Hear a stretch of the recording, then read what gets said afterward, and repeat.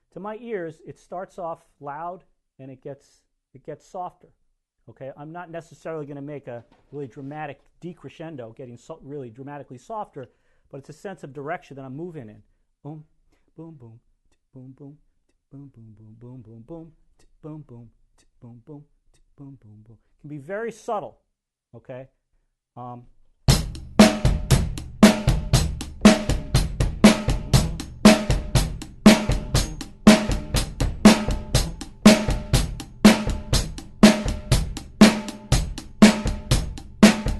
Okay, I don't know if you can hear that. I made a very, very subtle decrease in my volume, but the main thing is following along. Okay, kind of like when you see two dancers moving exactly in unison. I mean, it's the same kind of thing, we can develop these ideas, work really hard on our patterns that we're going to use, and figure out the parts that are going to work, the bass player, and then I recommend whatever music you're playing, the more you listen to the music, the more you're going to pick these things out. I don't know if you've had this experience, but some of your favorite music, say on classic rock, you've heard a million times. 15 years later, all of a sudden you notice, wow, I never knew the guitar was playing in that section. It's really cool. It goes right with the hi-hat, And the more you listen to a tune, the more you'll pick up these subtleties, and figure out how the different sections, the drum set, are relating to what's going on around you. The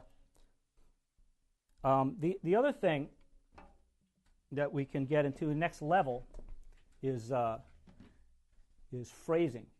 Okay, I mean the first thing I was talking about was patterns. A lot of pop music is in it's in 4/4, and you have 4 or 8 bar phrases repeated. Play a drum fill going to the next section, going into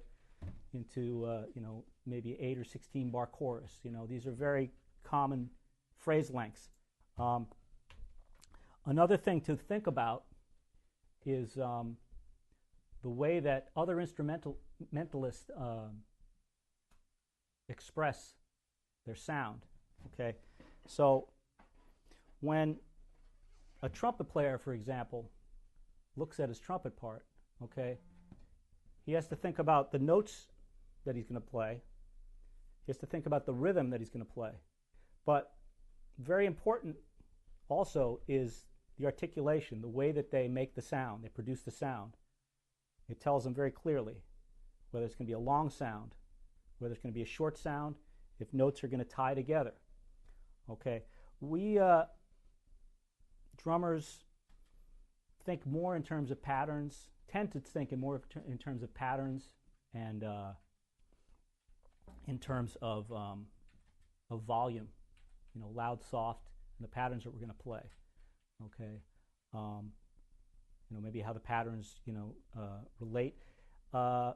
Sometimes intuitively, you find you're matching a sound that a horn player is making. So just to start with, on a very simplistic level, we've got long and short sounds.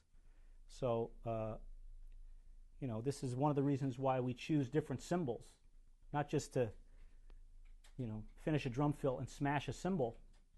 What's the character of the cymbal? How does that blend with the music that's going on around us?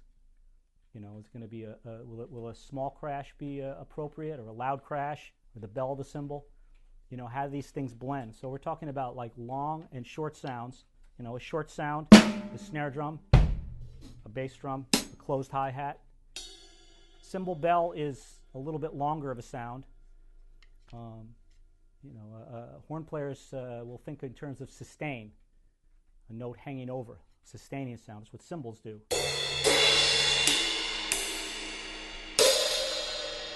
Okay, so some of the ways that percussionists will emulate sustain, the most common way is a roll.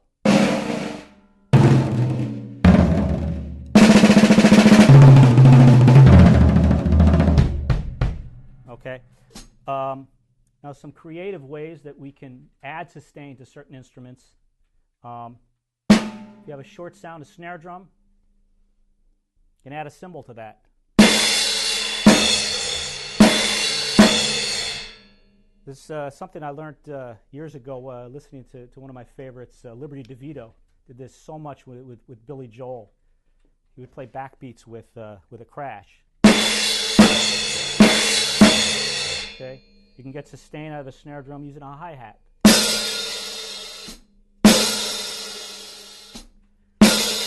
So you can experiment a little bit just playing short sounds, getting used to your drum set and finding short sounds.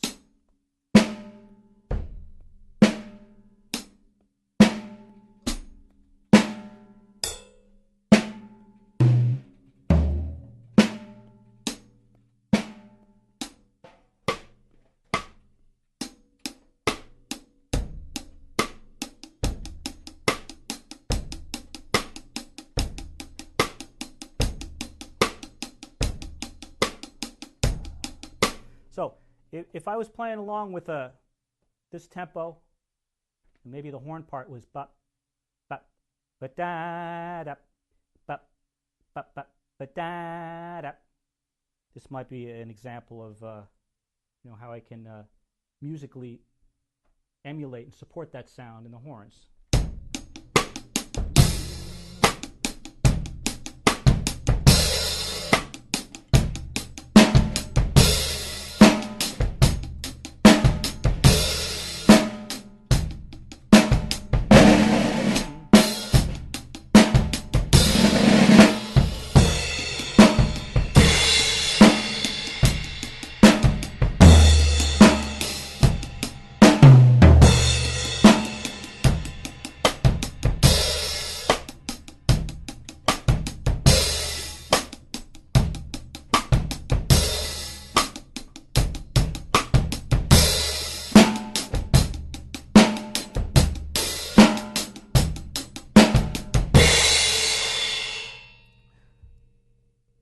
So again, listening is the key. Figuring out how these parts are going to work. The challenge of this is, once you figure out a basic part that you're going to use for the song, is to really listen back and focus in on the horn part. For example, you want to figure out what that horn line is. Any of you that play big band music have seen on the charts. They tend to write when there's a big section that's called a shout chorus. They'll write out all the rhythms that our horns are going to play. And you have to listen to that and figure out. Do the same thing with your ear without a chart, but you're trying to figure out what parts you're gonna punch. But without talking about jazz, it's the same thing can approach. The same approach can be taken playing really any style of music. I was just using horn player as an example. Playing with guitar or piano player, it's the same thing. You want your parts to musically match, to give it more expression. Otherwise, what ends up happening is your playing becomes a little bit, in a way, like a metronome. And of course, everything we play has to have the element of time. I mean, that's one of our responsibilities. We're kind of clarifying the beat. Everyone in the band should be a timekeeper, but it's clarified in the drum part.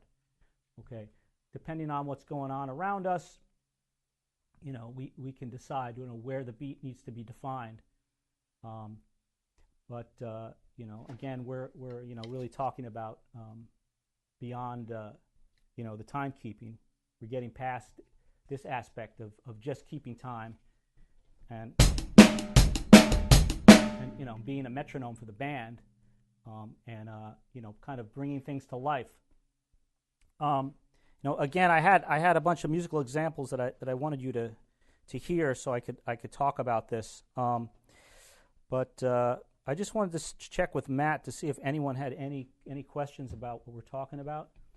No, there's no questions, John. Yeah. All right, but you're having problems getting in and viewing and whatever. But I have a question. Okay, Matt has a few questions. Okay. Yep. The use of the dynamics, the importance of the dynamics. Mm-hmm. When you're in a recording studio, is that very important, the dynamics, or does the engineer take care of your dynamics as opposed to doing a live performance? Well, Matt was asking me when you're in the recording studio if you think about dynamics, or is that taken care of by the engineer? And how does that work as opposed to live playing? The only thing in terms of, I don't play that much differently in the studio, except for the fact that I might tend to simplify my parts. Sometimes I simplify my parts a little bit more, and I try to give a good level. It's easier for the engineer. I know for a fact, when I'm talking to engineers and producers, it's a lot easier for them if you give them a good level. So I basically what I'm saying is in the studio, my softest dynamic that I might play live, a really, really soft dynamic, I might bring that up a notch or two. The recording I did recently was a jazz recording, and this studio is really, it's really designed for jazz. So in that setting, it was a little bit different. I played completely free. I played super, super soft and super loud. And any other situation, I tend to play a little bit louder.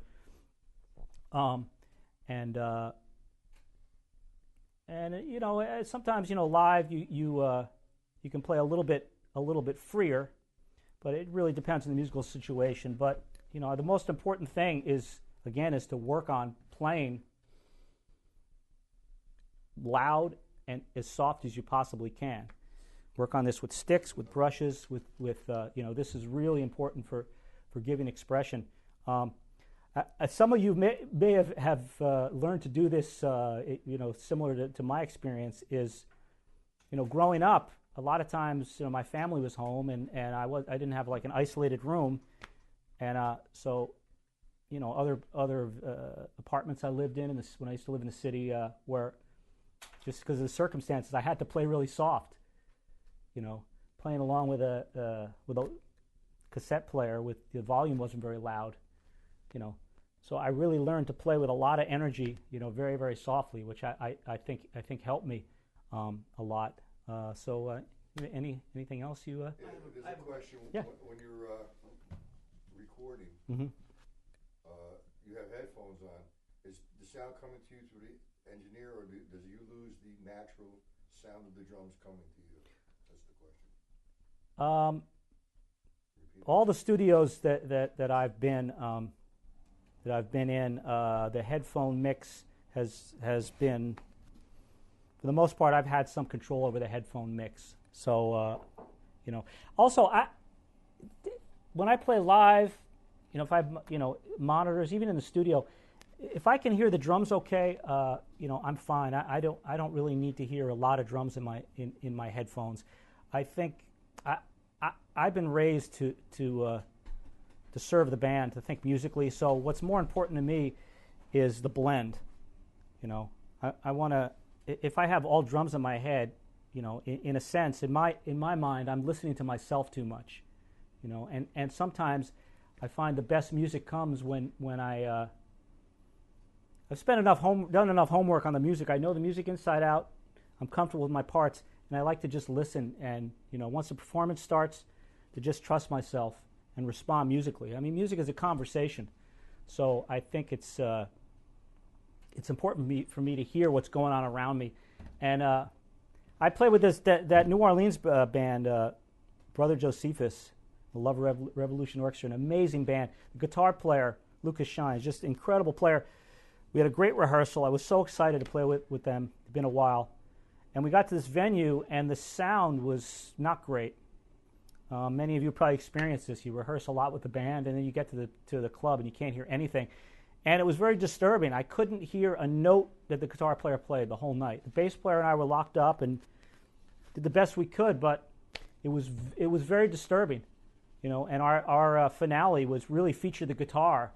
It was a very repetitive kind of tune, and I was really frustrated because I felt like I was bashing away, and I wasn't being as musical as I could. I could not hear the guitar player, and so to me, being able to hear in the studio live, being able to hear what's going on around me, it's going to dictate again, it's about conversation. You know, we've all met people who love to hear themselves speak, and they talk and talk and talk and talk, and you have to like almost rudely interrupt them to get a word in, and they're still like they're waiting to say the next thing. They're not listening. So to me, if I'm in a musical situation like that where I can't hear what's going on, there's no conversation, and I, revert to being just a timekeeper, and it's not quite as fun.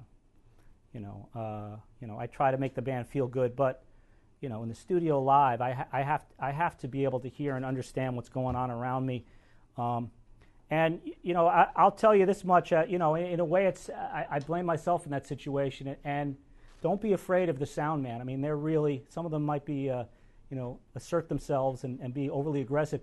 If you can't hear what's going on, even if it's a very short time to do a sound check, let them know. I can't hear this. I can't hear that. It's really important that otherwise there's no point in playing together. You're not playing together if you can't hear each other. So I think that's really key. Well, Tim, you had a question? Yeah. So when you get called to do a Broadway gig, mm-hmm. How much time do you get to prepare for that, and how far in advance do you kind of get the book so that you can incorporate all of these musical elements that you're talking about? Yeah. Because that's tricky. Yeah. I don't know if you could hear that. Tim was asking when I play a Broadway show, when I sub a show, how much notice do I have? Usually, I take about 3 weeks to a month to learn material. And in a sense, you could think of it, subbing on Broadway now, it's very high pressure, and in a sense, it's no different than playing in a cover band, because you're expected to play like the regular drummer, note for note. So, it requires going in and sitting with them in the pit and watching the show 3 or more times at least. We make a recording through their mixer. So we're practicing in real time with exactly the way they're hearing it through their mixer. And some books, it really depends on the player.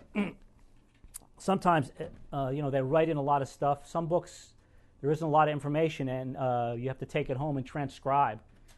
I'm sure a lot of you, listen to your favorite drummer and figure out the same way until you can play it note for note, every nuance and expression. And, and utilize all the things I'm talking about beyond figuring out those drum parts, like the certain things that it's their drum set, they're playing patterns a certain way. I have to find a way to make it sound and feel like the regular drummer. So this is sometimes a challenge. You're playing on someone else's equipment. Sometimes they do things rather unorthodox way. May not be the same way that you stick it. So the main thing is trying to make it feel and sound the same way. And I utilize the same musical techniques that I've been talking about here. Is once I figure out and get comfortable with the parts, so I'm playing along at home with the recording. Then I start to pick apart, what it is they're doing, how the parts relate, how they relate to the vocals, and this is something we use a lot in playing Broadway shows and orchestras. They're called cues. And something you can use playing pop, rock, or jazz as well is get to recognize sections. The vocal sings here. The vocal sings this rhythm, this phrase here. The guitar player, does this there in this section. It's putting all the elements together that give it the shape and the color to what we're doing. So, the question to you, Jon. Mm-hmm. Give them a little bit of your background, and as far as just drum set playing, your percussion background, mm-hmm. and the hand drumming and the different sounds you obtained for the producers and for the shows that are required by you. And Matt was asking me to share a little bit of my background. Some of you may be seeing the brief bio that he put up. I've been playing since I'm 3 years old. I just, like anyone else, I just was inspired by some drummers I saw, and just started playing for fun because I was excited by what I saw and the sounds, and just started studying. I was very fortunate. My junior high school band director was a percussion major. While he was in college, he was a percussion major at Manhattan School of Music. So, and actually before that, my grade school band director had studied percussion in Juilliard, so I was very, very fortunate. You know, I got so much great focus. My junior high school teacher became my private teacher, and he could see that I was very serious about what I was doing, and he suggested that I wanted to go to Berklee School of Music and, like, you know, get into sort of a jazz fusion-y kind of program. And he suggested that if I want to work as a musician, I should become more well-rounded. He started me playing xylophone and some timpani, and preparing me for college. So I went to SUNY Purchase, and I studied classical percussion. I studied timpani with Dick Horowitz at the Metropolitan Opera. I had Ray DeRoche teaching me mallets, a percussion ensemble. So, you know, it's really, I have to say, Ray DeRoche is one of the people who really instilled this idea of musicality.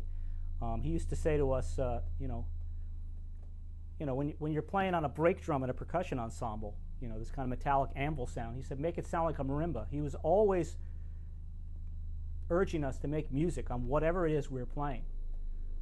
There's an expression in percussion ensemble called resultant rhythm. And what this means is figuring out what each element of the percussion ensemble is playing and the overall rhythm that this creates. So you're really understanding not just your part, but you're understanding how everything webs together and how we make music in this way. And, you know, even though this was contemporary classical music we were playing, these things really rubbed off on me, on opening up my ears and understanding how what it is that I'm playing relates to what's going on around me. And just kind of by accident, at the end of my 4 years of music school, one of the teachers got a call looking for a drummer percussionist to go on the road with a Broadway show. That's kind of how I just sort of fell into that area of music. And so, you know, I was on the road for a long time, traveling with Broadway shows, playing a whole variety of swing shows, classical shows, funk, rock, pop. You know, with these varied musical kind of influences, it led me to explore. You know, if the show called for like a 70s kind of funk thing, I kind of study that aspect of the music. So, you know, one of the reasons I enjoy, other than the work, why I enjoy playing Broadway shows is just the wide variety that it enables me to explore and expand my palette, my appreciation for other forms of music, and you know, learning other languages is in a sense what it is. Several years ago, I had an opportunity to sub percussion book at the Color Purple, which involved a lot of djembe playing. Actually, one tune really featured the djembe. You know, I hadn't really played the instrument very much, but you know, I was given this challenge, and you know, I just started exploring the music and practicing, and I got, you know, quite a bit better at this. Gave me a little bit more confident in that, and you know, over the years since then, it's, you know, I don't know, 4 or 5 years now, I've played a handful of gigs, you know, playing a lot more hand drums. I mean, and it's all this stuff is really it's expanded my ability to speak many musical languages, but it's added color to the drum set. You know, just my understanding of working a shaker back and forth. I mean, I've applied this to the hi-hat. You know, we're playing a tambourine. You know, kind of these sounds, kind of, you know, this motion of back and forth playing a tambourine. These things translate, you know, into my hi-hat playing. You know, I have an understanding for how what I'm playing connects with the percussionists because I've worked, you know, on the other side, and I still have a tendency to do this. Playing timpani has enabled me to get a better sound out of the tom-toms. You know, you know, playing classical music, you know, I have these ideas of using color. You know, just simple thing of, you know, using yarn mallets on a cymbal. That's something I learned in percussion ensemble and playing in orchestras. You know, we'll spend percussion ensemble. We would spend an entire hour learning a piece, just figuring out which mallets and which sticks we're going to use on particular gongs and cymbals. You know, I mean, there are so many levels that of understanding and study and that we can take that can really bring depth and expression to what it is that we're playing. I'm continually learning in this respect. Anything else? There's no more questions. Like these, play some with the dynamics, demonstrate it, Mm-hmm. put out the music, and then we'll call it. Yeah. All right. Well, again, I apologize. We don't have some playback. I have a fun little tune that I had found online that I'll just play along with just to have some fun. It's just a little kind of funky jazz kind of tune. Just bear with me 1 second here.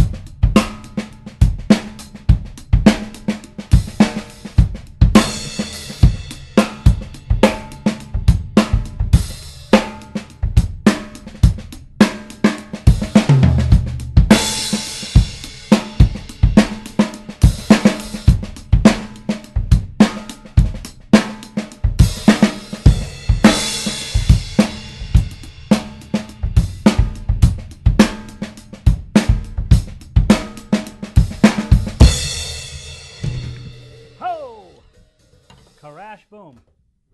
End with a bang. All right.